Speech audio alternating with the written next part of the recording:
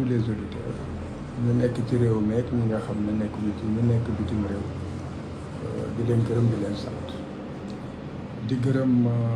tous les sénégalais yëpp fu ñu munti nekk ndax gis nañu taxawaay bi ñu taxaw ak cofeel bi ñu am ci président Ousmane Sonko ak yéene bi ñu am pour que mu jël réew mi ak confiance bi ñu am ne que bu jëlee réew mi dina ko doxal ci programme bi nga xam ne moo tax nit ñi gëm ko nit ñi topp léegi nag dafa am question yoo xam ne dafa bari woon ñu koy posé te laaj na ñu leeral ko benn yoon àddina yëpp xam question yooyu lan mooy ay tonton maanaam sénégalais yi dañoo ragal nekk dossier Ousmane Sonko dafa am lu ci manqué kon war nañu wax dossier bi nga xam ne que dañ koy yóbbu conseil constitutionnel lan moo war a nekk ci biir muy benn ñaareel bi it li ñu yar ragal ne que dafa manqué mooy li nga xam ne que dafa jóg ci administration bi maanaam direction générale des élections bi nga xam ne que dafa bañoon joxe ay fiches de parrainage ak la caisse de dépôt et de consignation bi nga xam ne daa jël chèque bi ñuy joxe pour caution bi ba pare bañ a joxe kayit bi nga xam ne que moom mooy wane ne que jot na ko donc question yooyu xëy na moom moo tax sénégalais yi xaw a am tiitaange ci par rapport ak dossier bi ma yëgle ne que dossier bi mot na sëkk li nga xam ne moom la yoon tëral lépp motal nañ ko léegi nag li ci des moom moo di que ñi nga xam ne que ñoom ñoo war a génne dogal bi ñëpp di xaar ndax dinañ ko génne wala duñ ko génne kooku yàlla rek a xam benn dossier yi ñu war a déposer lan la moom moo di que président Ousmane Sonko dafa war a bind ne que damay déposer dossier déclaration de candidature bind na ko signé na ko jébbal nañ ko conseil constitutionnel kon kooku mënul am laam-laame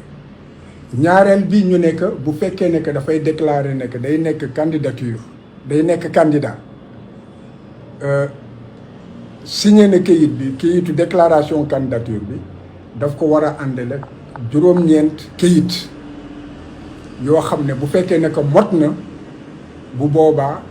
la ñuy saytu kayit yi pour xam ndax kayit yi na ko yoon bëggee mel na noonu walla melul noonu léegi ci biir loolu mu am kayitu parrainage yi benn bi moom moo di war na joxe certificat de nationalité lii wane que ne moom sénégalais la et que maanaam seddoowul Sénégal beneen réew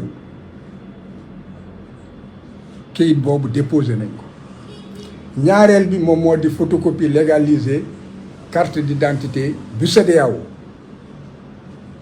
kayit boobu it man en tant que mandataire ak représentant moo di man la def man doon ndawam fa mu war a teew ma teewal ko fañ ko war a waxal ma waxal ko la mu war a def ma defal ko kon loolu defal naa ko déposé naa ko ñetteel bi moom moo di kayitu juddu boo xam ne que ba mu ko jotee weesuwul juróom benn weer kayit boobu it déposé na ko ensuite kayit boo xam ne que ñi nga xam ne que ñoom ñoo ko yëkkati pour def ko électeur pour def ko candidat mu di union des forces patriotiques dégg nga ak le crédit maanaam ak le front national ñetti parti yooyu ñoom ñoo ko ngemb ñooñu attestation bi jox nañ ma ko te attestation boobu déposé naa que ñoom ñoo ko ngemb comme candidat kayit bi ci toppaat moom moo di kayitu parrainage kayitu parrainage boobu motal nañ ko parce que fukki député ak ñett la ñu wax fukki député ak ñett yi dégg nga kayit boobu it déposé nañ ko mu ngi fii ma yor photocopie bi bu loolu weesoo ñu ne dafa war a déclarer ne que amul beneen réew moo xam ne que moom séddoo na ko ak Sénégal et que Sénégal mooy léppam fii la juddoo fii la nekk Sénégal yi la fas yéene servir dégg nga et que séddoowu ko benn réew këyit boobu it Ousmane Sonko bind na ko signé na ko déposé naa ko léegi këyit boo xam ne que bu ci topp moom moo di que maanaam buur topp ko benn koppar 15 Mali buur topp ko muy nan la tuddati attestation fiscale quitus fiscal kooku nguuru Sénégal ci boppam ñoo ko jox kayit bi wane que ne topp ñu ko koppar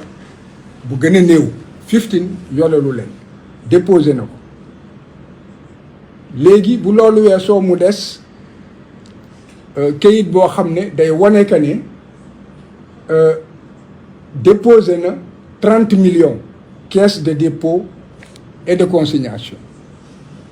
moom mooy coffre-fort buur ci coffre-fort yi la léegi nag ñu ne kayit boobu dafay ànd ak benn bataaxal boo xam ne que directeur bi day signé ne que koppar yooyu jot nañ ko déposé nañu 30 millions mu ngi nii xool leen ko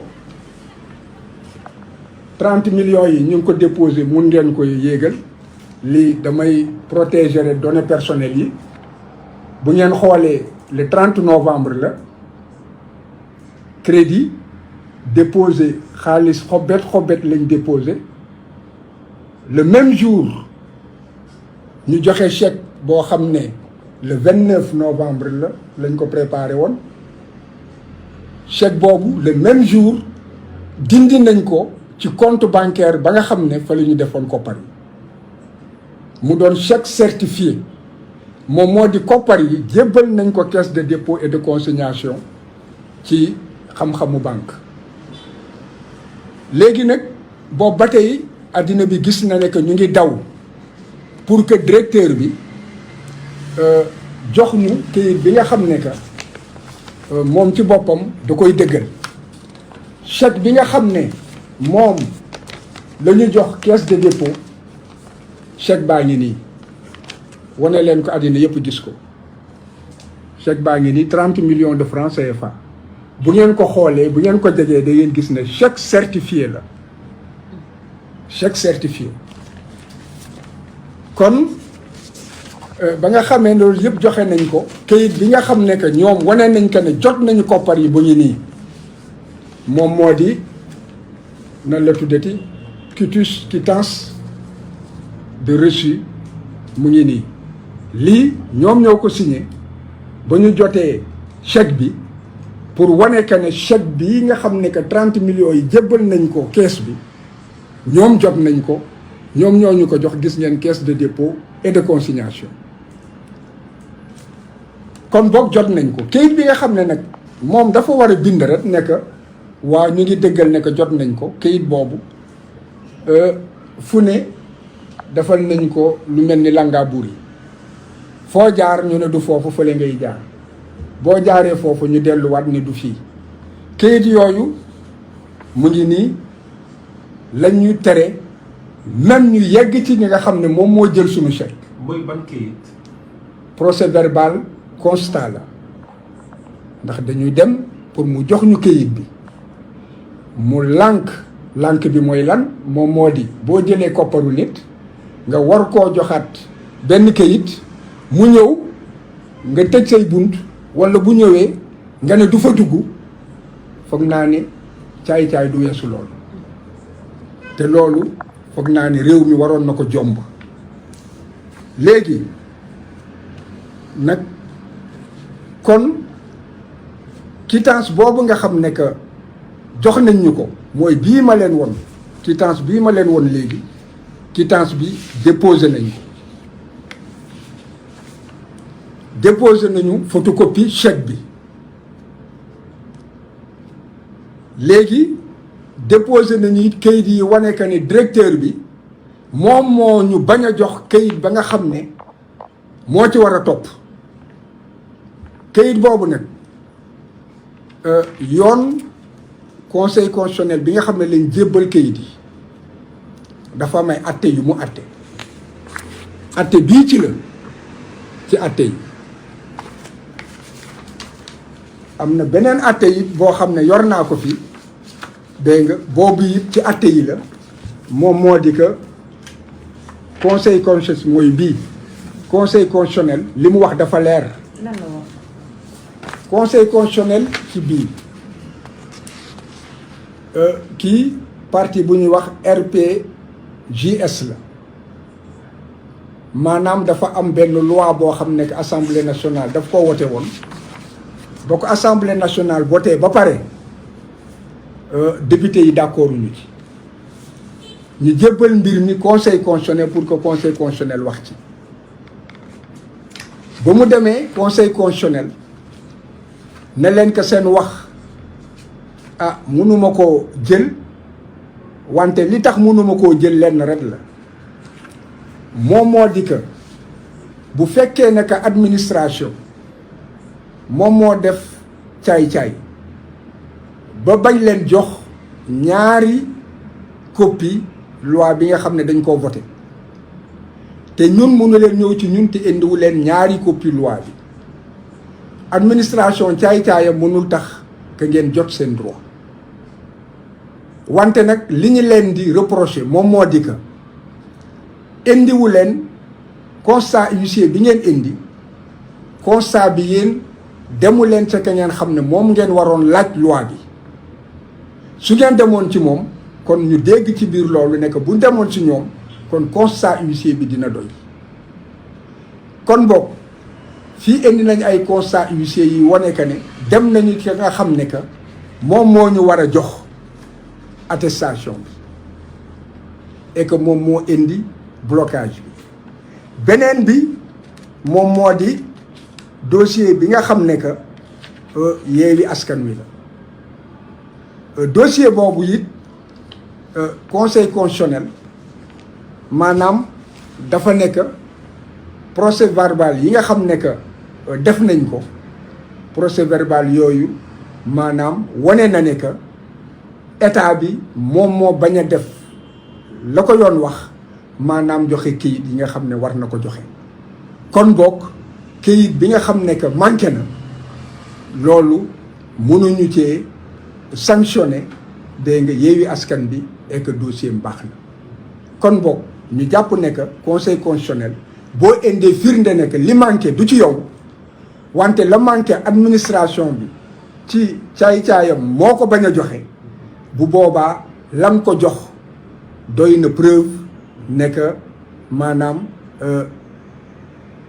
rew topp nga ci yoon parce que dossier Yewwi Askan bi conseil constitutionnel dafa nekk indi na preuve indi nañ preuve indi nañ preuve dégg nga yuy wane que ne koppar yi ba nga xamee ne que Issa Sangaré baal leen ma Issa Sangaré war na déposer attestation yi dégg nga indi na preuve ne que jamono joo muy dem conseil kii caisse au niveau des impôts boobu xaalis bi disponible la kon ñun relevé de compte bi wane na nekk xaalis bi disponible na relevé de compte bi chèque bi joxe nañ ko te maanaam quittance bi ñu jox wane na ne que it jël nañu sunu alal kon boog bu ngeen xoolee lii nga xam ne conseil constitutionnel loolu lay vérifier motal nañ ko kon suñu dossier dañ ko war a recevoir parrainage yi moom amul benn problème parrainage yu député la te it na ko yoon waxee noonu lañ ko defee. d'accord maître xam nga lu ma xaw a jaaxal tey tàggatoo nañu vers 17 heures bi nga génnee conseil constitutionnel nga def sa déclaration daanaka bi ngay wax da nga wax ak xel bu dal mais ñu gis ne guddi gi nga def déclaration bi diggante boobu ak léegi lan moo xew. dara xewul c'est parce que question yi ñoo bari. question yu dem ndax question yi moom moo di que est-ce que seen dossier mot na li ngeen déposé est-ce que maanaam doy na mu di quittance bi manqué dégg nga ak li jëm ci parrainage yi gis loolu réponse yi moom li tax soriwuma ci moom moo di parrainage député la bon kon fiche yi nga xam ne que ñoom dañ ko doon laajte kooku parrainage citoyen la woon kooku da ngay dem lu mot ay ñeent fukki junni nit ku ci ne signé la ne porte naa sa candidature kon loolu soxlaatuñu ko parce que amoon nañu fukki député ak ñett kon loolu du problème léegi nag li jëm ci caisse de dépôt et de kon DGE ñoom dégagé nañ leen proprement te it pour ce qui est de la caisse de dépôt et de consignation foofu attestation bi jotuñu ko dañoo xool naka la conseil constitutionnel di doxalee bu fekkee ne que nit ki am na ay gàllankoor yuy tere que pièce am mot mooy décision yi nga xam ne won naa leen ko benn bi mu ngi nii beneen bi moom moo di décision Issa Sangaré bi nga xam ne que wane nañ que ne xaalis bi disponible na ñun wane nañ que ne xaalis bi disponible na won naa leen léegi relevé de compte bancaire bi ni nga xam ne xaalis bi génnee nañ ko wane nañu it ne que jël nañu suñu xaalis ndax jël nañu suñu chèque kon bokk kayit boo xam ne dañ koy bind ret dégg nga reçu dina remplacer en fait attestation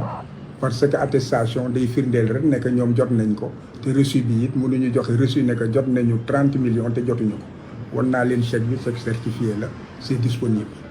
kon boog loolu pour tontu ñiy poser des questions yoo xam ne que en fait ñun réglé nañ ko.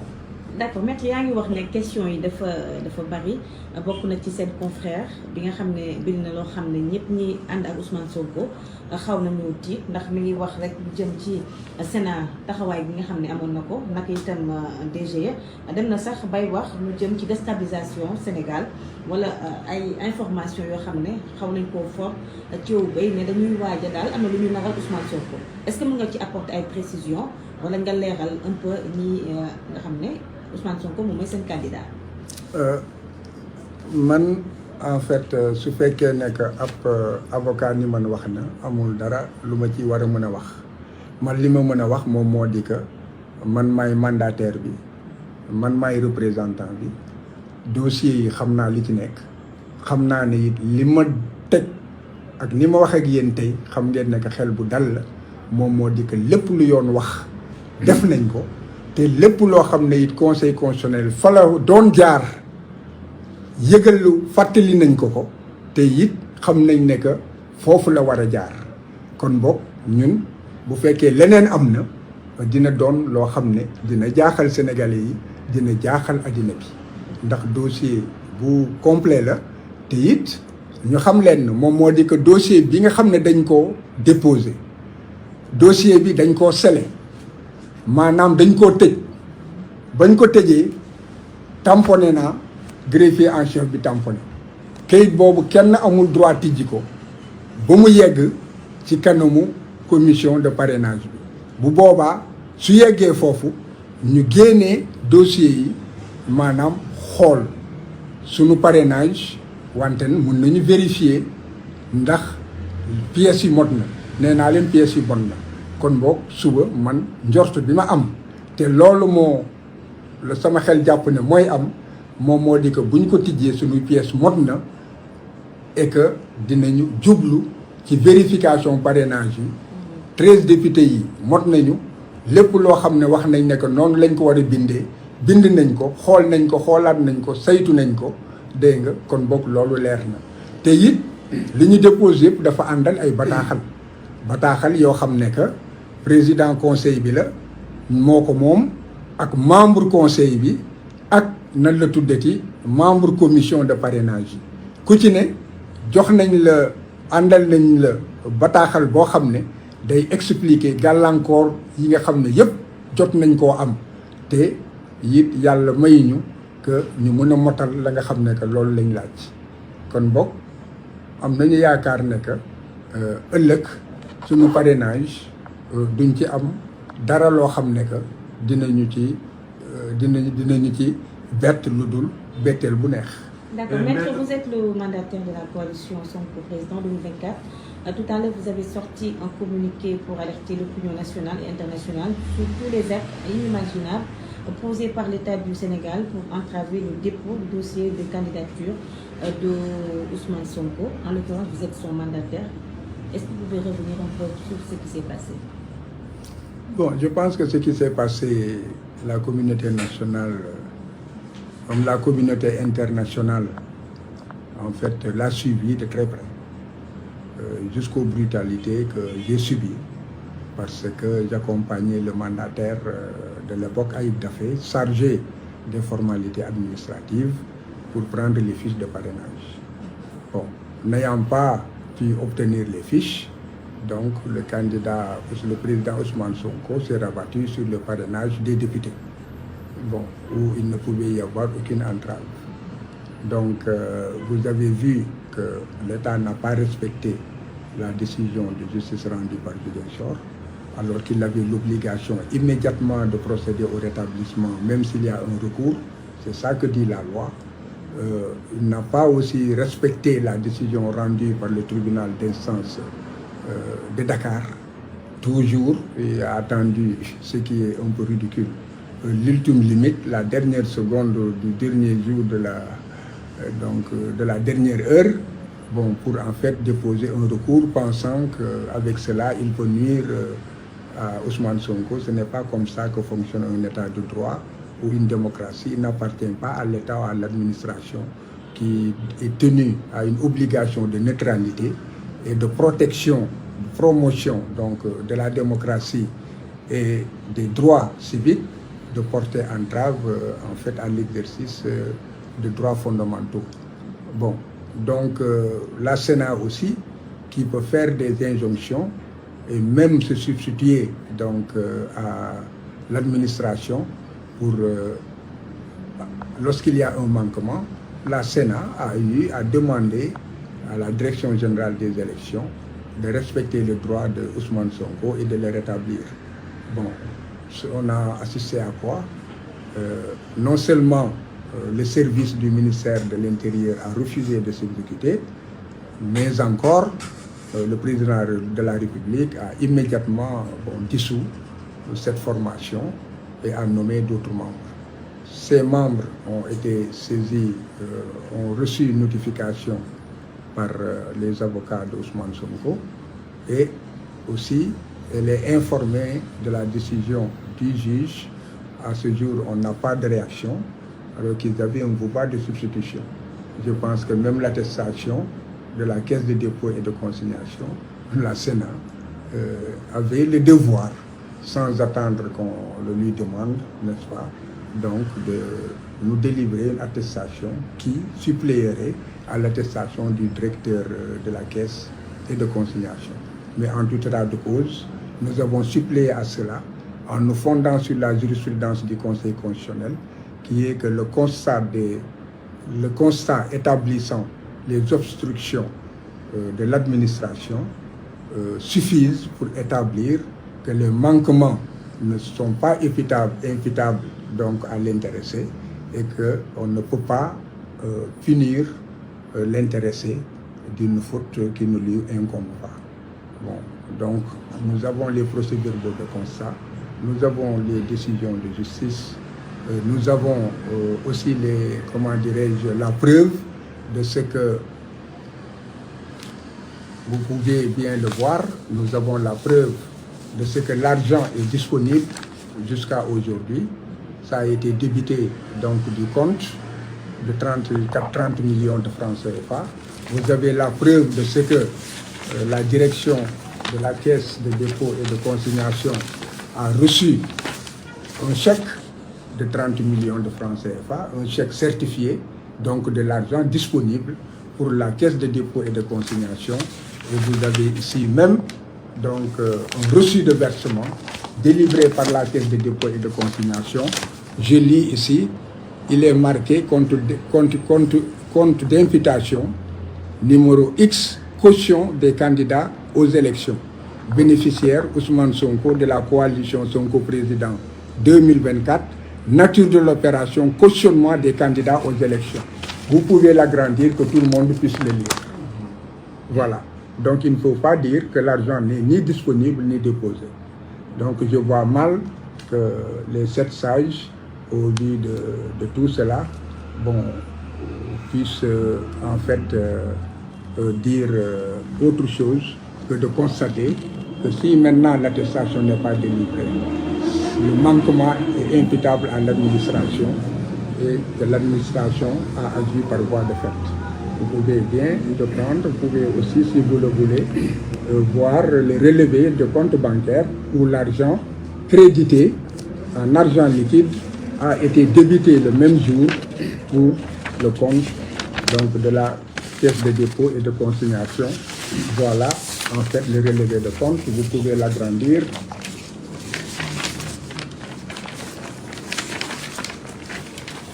Je garde les données personnelles. Voilà, donc c'est en jaune. C'est en jaune. Voilà. Vous voyez, versement, on peut bien lire en liquide. Ensuite, vous voyez, versement par chèque. Débité du compte le même jour. 30 novembre. Je vous ai montré tout à l'heure le chèque. Bon, donc maintenant, je pense que tout le problème est de savoir si ce pays va s'ancrer dans la démocratie, ou bien si en fait l'affaissement donc, de la démocratie par le fait de l'administration va continuer. D'accord. Il y a des informations qui circulent. L'élimination de Ousmane Sonko est déjà actée par le Conseil constitutionnel. En tant que son mandataire, est-ce que vous pouvez apporter des précisions par rapport à ces informations? Je ne peux pas en fait confirmer une information que je n'ai pas. Moi, je suis convoqué pour demain pour la vérification des listes de parrainage. Donc je pars pour la vérification des listes de parrainage. Donc l'élimination d'Ousmane Sonko, je me demande où est-ce que vous avez pris cette information. Alors que, en fait, l'enveloppe contenant les parrainages est scellée et ne peut être ouverte que devant moi. À partir de ce mois déterminé, on me dira il y a tel ou tel motif et je vous ai lu tout de suite la déclaration, la décision donc, du Conseil, n'est-ce pas, qui liste ma ne que moom la ñu war a xëy na ñu njëkk ko saytu te buñ ko saytoo it bu dee dañoo teg lépp ci fa mu war a jaar maanaam ci article bii nga xam ne que moom laa wax léegi moom moo di article 121 nga xam ne dafa wax li yoon wax ne que lii la ñu war a dugal wante la ñu dugal waruñu koo xool dañu war a xool parrainage yi est-ce que jaar na yoon wala jaarul yoon dañu xool est-ce que pièces yi ñu ngi fi jëmm ji la ñuy xool mais duñu xool ci biir te jëmm yépp a ngi foofu kon boog parrainage bi dañ ko war a xool ndax moom jaar na yoon bu jaaree yoon nag bu boobaa le conseil constitutionnel di dem commission bi du ko fekkee ñoom rek ñooy dem léegi nag luxu mbóot këyit bu ci ne saytu ko bu fekkee dangaa juum sax ci sa juddu ñu ne sa këyit baaxul foofu la ñuy éliminer man loolu yaakaar naa ne que yëfu cuune yooyu man duma dal. xam nga si yaakaar si conseil constitutionnel dina def liggéeyam ni ñu waree. xam nga li ëpp ñeent fukki at a ngi nii ma nekk tribunal te ñi nga xam ne yëpp ñu ngi conseil constitutionnel yaakaar naa ne buñ ma njëkkee tribunal it ñoom ñoo ma mag benn at la wala ñaari at kon ñoom ñëpp ku ci ne xam naa la ci biti te xam naa la it lu bari ci li biir li ma mën a wax moom moo di que confiance am naa ko conscience nag waxu warul tekki ne que mënoo am betteel moo may jaaxal ci ñoom. fi ñuy daanale Ousmane Sonko. te it ma ciy boole ne que nag buur daa bari doole. ak bari pexe. fi ñuy daanale est-ce que yaa ngi déggante sa client Ousmane Sonko est-ce que kañ nga mujj a gisee moom ak état ak fan la toll et cetera. Ousmane mu ngi ci jàmm ndax gëm na dossier bi dama ko préparé moom te dafa di koo xam ne que pepp suuf du ko rëcc kon dañ ko vérifier ba lépp leer kon xelam dafa dal dégg nga kooku muy benn ñaareel bi it moom moo di dafa di ko gëm yàlla xam na ne que nit bari nay pexe gis nañu pexe ak caay-caay yi nguur yëpp te yàlla dégg nga wommat na ko ba mu àgg fii kon boog nit ak ay pexem yàlla ak dogalam kon mu ngi ngëm-ngëm ñetteel bi it moom moo di xeebul sénégalais yi xam na ne que sénégalais yi incha allah rabbi li nga xam détermination bi ñu am dégg nga état bi yàgg-yàgg dina leen ci fekk loolu gëm-gëmam la. investiture finalement autorité yi bañ nañ ko lan mooy réaction Ousmane Sonko. non xam nga wax naa ne que yëfu wuyu la te it réew mi dafa am maanaam ay nit ñu tuuti ñu ko ŋànk lii lépp li nga xam dañ ci war a def jàngat moom moo di que démocratie ci réew mi depuis 2014 nee woon naa ne que démocratie ngi wéy di dem boobu xamoon naa ne que la ne ca kaw ñu koy wax ak di ko wone bokkul rek li nëb xasaw rab ci suuf ñaareel bi it que yoon état de droit moom it mu ngi wéy kooku 2014 la léegi nag événement yi dafa permettre Sénégalais yi jaxran ñu xam ñi nga xam ne que ñoom ñoo ŋànk réew mi naka lañ ko mës a doxalee ak ci lan la ñu yaakaar moom moo di doole ak caabi gannaaw et que